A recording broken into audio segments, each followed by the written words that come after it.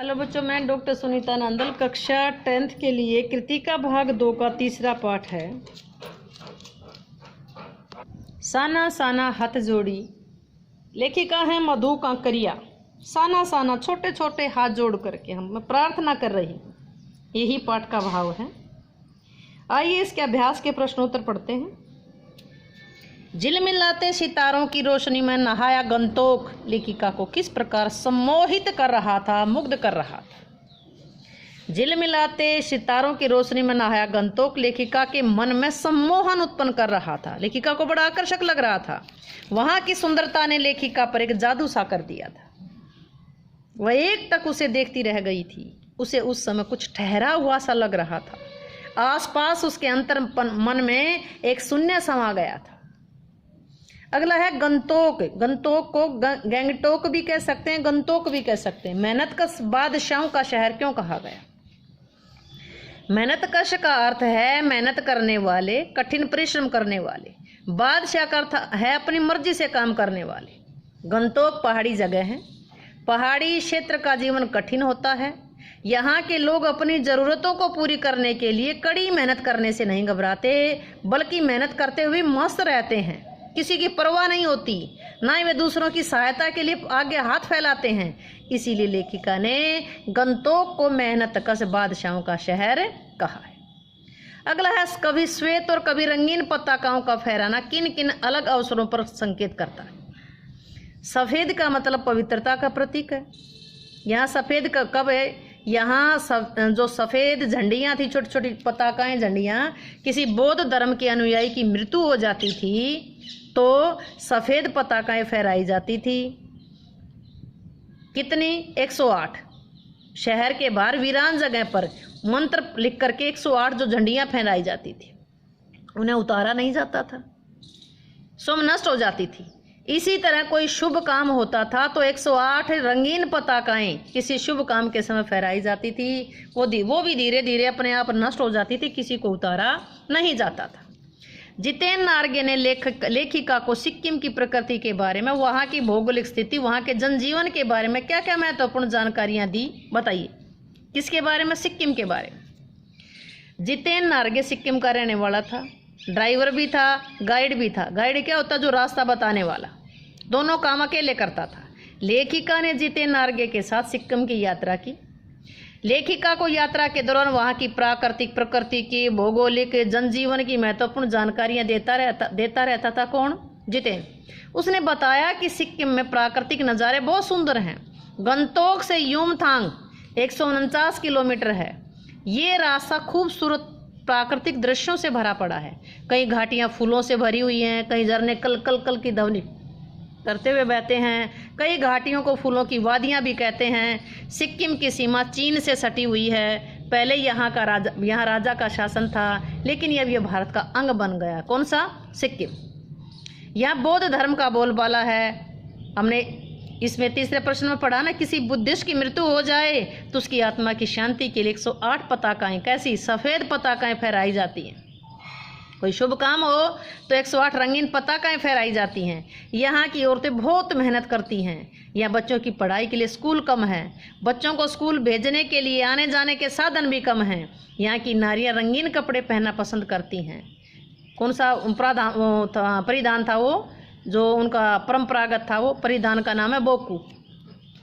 अगला है long stock में घूमते हुए चक्कर को देख करके लेखिका को पूरे भारत की आत्मा एक सी क्यों दिखाई दी?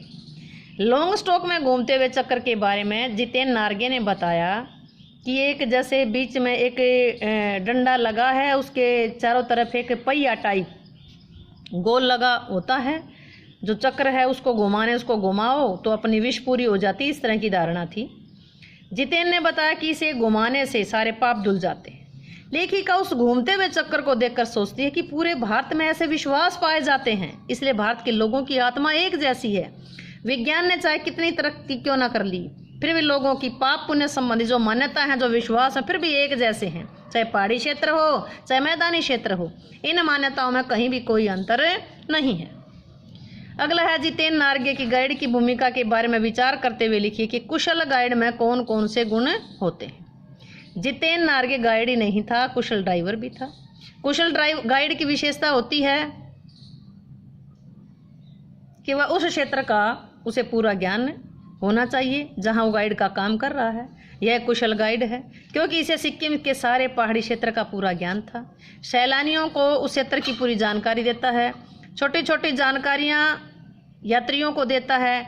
इसके अतिरिक्त कुशल गाइड यात्रियों को कभी निराश नहीं होने देता।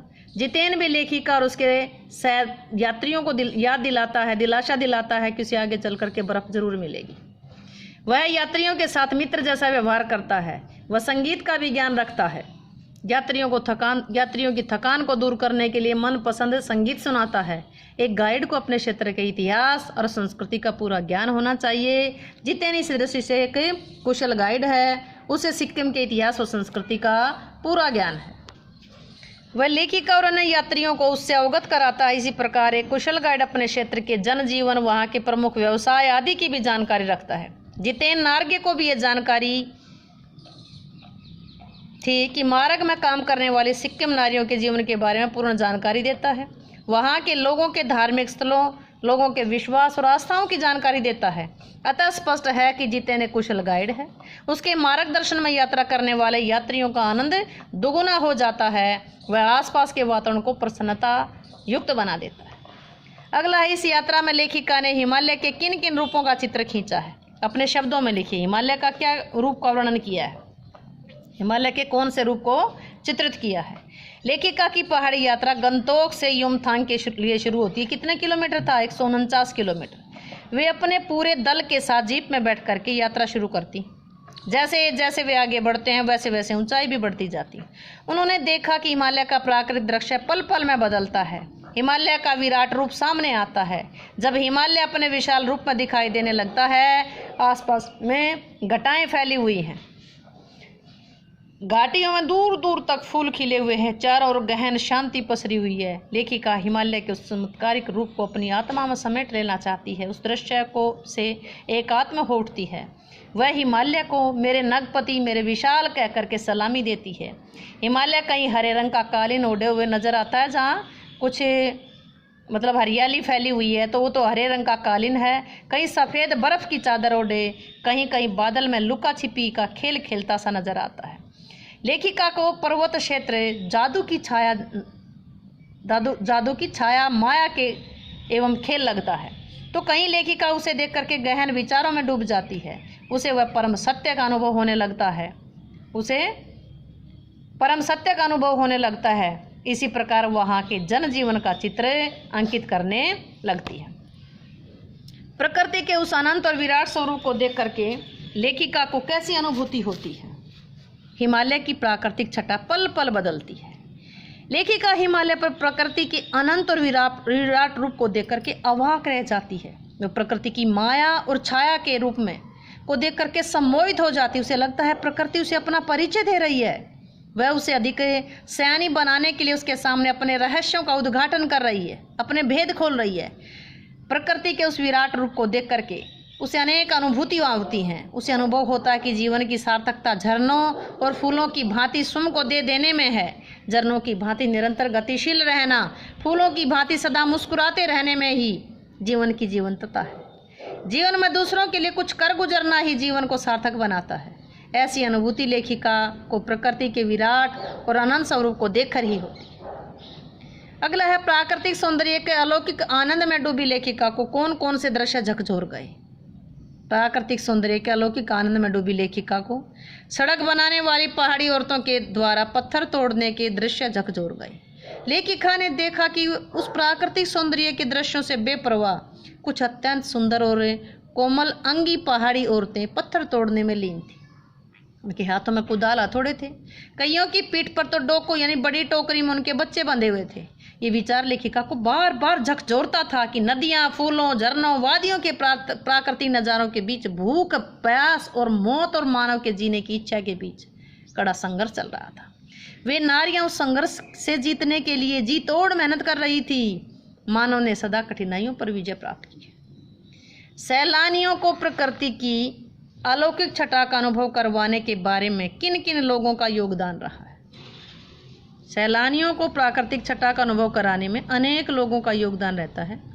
सबसे पहले सैलानियों को पर्यटन स्थलों पर ठहराने का प्रबंध करने वाले लोगों का योगदान रहता है। उसके बाद वाहनों का प्रबंध करने वाले लोगों का योगदान, वाहन के चालकों और गाइडों का योगदान भी सराहनीय होता है।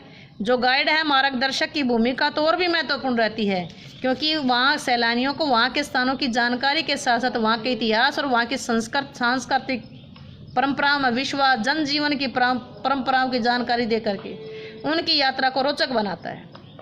इनके अतिरिक्त वहाँ स्थानीय लोगों व सरकारी रख रखाव के प्रबंध की भी महत्वपूर्ण भूमिका रहती है। अगला है कितना कम लेकर ये समाज को कितना अधिक वापस लौटा देती है। किसका जिक्र है यहाँ? प्रकृति का। इस कथन के आधार पर स्पष्ट करें कि आम जनता की देश की आर्थिक प्रगति में क्या भूमिका है। निश्चय ही देश की आर्थिक प्रगति में आम जनता की महत्वपूर्ण भूमिका होती है। देश की महत्वपूर्ण योजनाओं को सफल बनाने में आम जनता सहयोग देती है। सड़कों का निर्माण करने हेतु पत्थर जोड़ने के लिए बहुमंजिली इमारतें खड़ी करने में आम जनता का परिश्रम ही काम करता है, किंतु आम जनता के इस कार्य के बदले उन्हें बहुत कम पैसे मिलते हैं। बड़े बड़े कामों को अंजाम देने वाली आम जनता अपनी दैनिक जीवन की आवश्यकताओं की पूर्ति भी मुश्किल से कर पाती है। सड़कों के निर्माण, बांध बांधने, बड़ी बड़ी फैक्ट्रियों के निर्माण की नींव आम जनता के खून पसीने पर रखी जाती है। सड़कों से निर्माण आना जाना सुगम आसान हो जाता है। एक स्थान से दूसरे स्थान पर सरलता से सामान पहुंचाया जा सकता है। इससे देश की आर्थिक प्रगति होती है। बड़ी बड़ी फैक्ट्रियों के द्वारा वस्तुओं का निर्माण किया जाता है। बांधों से बिजली बनाई जाती है। फसलों की सिंचाई के लिए पानी उपलब्ध होता है। इन सब कार्यों में आम जनता का पूर्ण योगदान रहता है। आम जनता के सहयोग व भूमिका के बिना देश की आर्थिक प्रगति संभव नहीं है। आज की पीढ़ी द्वारा प्रकृति के साथ किस तरह खिलवाड़ किया जा रहा है, इसे रोकने में आपकी क्या भूमिका होनी चाहिए। आज की पीढ़ी का विश्वास भौतिक उन्नति तक सीमित हो गया है। वह अपनी आवश्यकता को पूरा करने के लिए कुछ भी करने के लिए तैयार है। वह केवल आज के बारे में सोचती है, इसलिए प्रकृति के प्रति निर्ममता का व्यवहार करती है। वह भूल चुकी है प्रकृति को नष्ट करके हम भी नष्ट हो जाएंगे। पेड़ों की अंधाधुंध कटाई, नदियों के जल का दुरुपयोग, कृषि योग्य भूमि का बड़े बड़े नगर बसाने, औद्योगिक संस्थान खड़े करने से प्राकृतिक संतुलन समाप्त हो जाएगा। आज हमें देखना होगा कि हम ऐसा कोई कार्य ना करें जिससे प्रकृति को हानि पहुंचती। कम से कम हम वे कार्य कम से कम करें जिससे प्रकृति को नुकसान हो। हमें पेड़ काटने पर रोक लगानी चाहिए। रोक ही नहीं बल्कि ज़्यादा से ज़्यादा पेड़ लगाने चाहिए। हम विद्यार्थी भी अपने आंगन या घर के आंगन में खाली पड़ी धरती पर छायादार पेड़ों के पौधे उगाने कर प्रकृति को बचाने में योगदान दे सकते हैं। अपने विद्यालय में खड़े पेड़ों की देखभाल करके पेड़ लगाकर प्रकृति के प्रति किए जा रहे खिलवाड़ को रोकने में सहायता दे सकते हैं। हमें जल के उचित प्रयोग के प्रति समाज में जागरूकता तो उत्पन्न करनी होगी ताकि जल का सही प्रयोग हो। हमें नदियों में गंदगी नहीं फेंकनी चाहिए। कारखाने से निकले गंदे पानी को नदियों के पानी में नहीं बहाना चाहिए। कृषि योग्य भूमि का सदुपयोग करने का प्रचार करके हम प्रकृति को हानि पहुंचाने से रोक सकते हैं। सरकार द्वारा बनाए गए नियमों का पालन करके भी हम इस नेक कार्य में योगदान दे सकते हैं। अगला है प्रदूषण के कारण स्नोफॉल बर्फ गिरने में कमी का जिक्र किया गया है। प्रदूषण के और कौन कौन से दुष्परिणाम होंगे? प्रदूषण के कारण सबसे बड़ा दुष्परिणाम है प्रकृति का संतुलन बिगड़ना। प्रदूषण से मानव स्वास्थ्य पर बुरा असर पड़ा। प्रदूषण से सारे देश व समाज का आर्थिक सामाजिक वातावरण बिगड़ रहा है। खेती के उगाने के कृत्रिम उपायों, खादों आदि के प्रयोग से जहाँ धरती की उपजाऊ शक्ति नष्ट हो रही है, वहीं खराब फसलें उत्पन्न हो रही हैं, जिनके खाने से मानव के स्वास्थ्य पर बुरा असर पड़ रहा है। इसी प्रकार ध्वनि व वायु प्रदूषण ने हमारे प्राकृतिक वातावरण को विकलांग बना दिया। वायु प्रदूषण से फेफड़ों की बीमारियां बढ़ी। ध्वनि प्रदूषण से मन की शांति नष्ट हो रही है, तनाव बढ़ता जा रहा है। ध्वनि प्रदूषण से बहरेपन की बीमारी बढ़ रही है। इस प्रदूषण की बढ़ती समस्या के प्रति हर व्यक्ति का जागरूक होना अति आवश्यक है। सरकार को चाहिए कि प्रदूषण को रोकने के लिए कड़े नियम बनाए और उनको सख्ती से लागू करे। कटाव पर किसी भी दुकान का ना होना उसके लिए वरदान है। इस कथन के पक्ष में अपनी राय व्यक्त कीजिए। कटाव को भारत का स्विट्जरलैंड कहा जा गया है। वह स्विट्जरलैंड से भी ज़्यादा सुंदर स्थान है, जिसे देख करके अपने आप को ईश्वर के निकट समझते हैं। वहाँ उन्हें अद्भुत शांति मिलती है।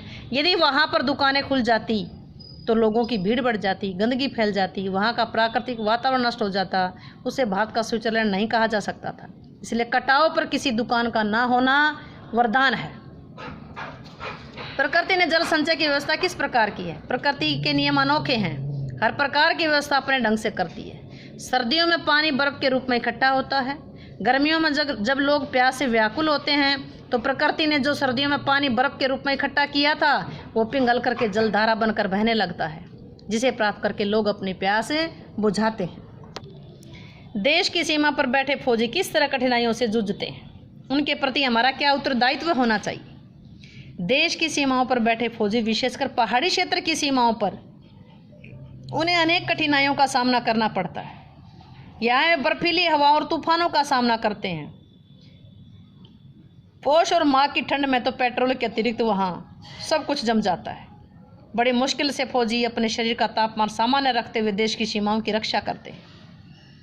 वहाँ तक पहुँचने के जो रास्ते अत्यंत संकरे, भीड़े और खतरनाक हैं। कहीं कहीं पर तो वाहन भी नहीं जा सकता। वहाँ फौजी अपना सामान अपनी पीठ पर लाद कर ले जाते हैं। वहाँ कभी भी किसी के भी प्राण जाने की संभावना बनी रहती है, किंतु फौजी अपने आप को खतरे में डाल करके हमारे आने वाले कल को सुरक्षित करते हैं। देश की सीमाओं की सुरक्षा करने वाले यात्रियों के प्रति हमारा उत्तरदायित्व बनता है कि हम उनका हौसला बढ़ाएं, उनके परिवार की खुशहाली के लिए प्रयत्नशील रहें, ताकि फौजी अपने परिवार की चिंता से मुक्त होकर के सीमाओं की रक्षा कर सके। समय समय पर उनका साहस बढ़ाने के लिए उनके बीच जा कर के उनका मनोरंजन करना चाहिए। हमें अपने फौजियों का सम्मान करना चाहिए। आइए अब देखते हैं इसके बहुविकल्पीय प्रश्नोत्तर। साना साना हाथ जोड़ी नामक पाठ के रचयिता यानी लेखिका है मधु कांकरिया। साना साना हाथ जोड़ी पाठ साहित्य की किस विधा के अंतर्गत आता है? यात्रा वृत्तांत। लेखिका मधु कांकरिया ने यात्रा की थी, गंतों की यात्रा की थी, वही यात्रा वृत्तांत है। वृत्तांत का मतलब हाल है, जो यात्रा की थी उसी का जिक्र है। गंगटोक किस नगर की राजधानी है? सिक्किम की राजधानी है गंगटोक। सिक्किम भारत किस दिशा में स्थित है? ये पूर्व उत्तर में स्थित है। सिक्किम भारत के पूर्व उत्तर में स्थित है। लेखिका ने गंगटोक को किन लोगों का शहर बताया है? मेहनत कश बादशाहों का, जो मेहनत करने वाले। साना साना हाथ जोड़ी प्रार्थना लेखिका ने किस देश की युवती से सीखी थी? नेपाल की। कंचनजंगा किस पर्वत की चोटी का नाम है? हिमालय की चोटी है। हिमालय पर्वत की एक श्रेणी है कंचनजंगा। गंगटोक से युमथांग कितनी दूर था? पाठ में पढ़ा था 149 किलोमीटर। लेखिका के ड्राइवर कम गाइड के ड्राइवर भी वही था, गाइड का काम, मार्गदर्शक का काम भी वही करता था, वो था जितेंद्र नार्गे। लेखिका को मार्ग में सफ़ेद रंग के ध्वज दिखाई दिए, किस धर्म से संबंधित थे? बौद्ध धर्म से थे। क्या मतलब था उनका? जो सफ़ेद रंग की जो झंडियाँ थी, पताकाएँ थी, वो किसी बुद्धिस्ट की मृत्यु के बाद उसकी आत्मा की शांति के लिए लगाई जाती थी। कितनी झंडियाँ होती थी? वो 108 होती थी। जितेंद्र नार्गे की जीप में किसकी तस्वीर लगी हुई थी? दलाई लामा की। कवि लॉन्गस्टोक नामक स्थान पर कौन सी हिंदी फिल्म की शूटिंग हुई थी? गाइड फिल्म की। लेखिका को पूरे देश में एक जैसी कौन सी दिखाई दी? एक जैसी आस्थाएं, सबके विश्वास एक जैसे, सबकी आस्थाएं एक जैसी थी। सिलीगुड़ी के पास लेखिका को कौन सी नदी दिखाई दी? तीस्ता नदी। मशगूल का अर्थ है लीन रहना, व्यस्त रहना। लेखिका ने किस जंगल में पत्ते तलाशती हुई युवतियां देखी? पलामू के जंगल। प्रकृति के विराट रूप को देख करके लेखिका को क्या प्रेरणा मिलती है कि सदा मुस्कुराते रहना चाहिए? लायुंग समुद्र तल से कितनी ऊंचाई पर था? 14,000 फीट। लायुंग कटायो लायुंग से कितनी ऊंचाई पर स्थित है? 500 फीट। कटाओ को हिंदुस्तान का क्या कहा जाता है? स्विट्जरलैंड। उम्मीद है कि ये पाठ आपको अच्छे से समझ आया होगा। समझ आया तो वीडियो को लाइक करें, शेयर करें, चैनल को सब्सक्राइब करना ना भूलें।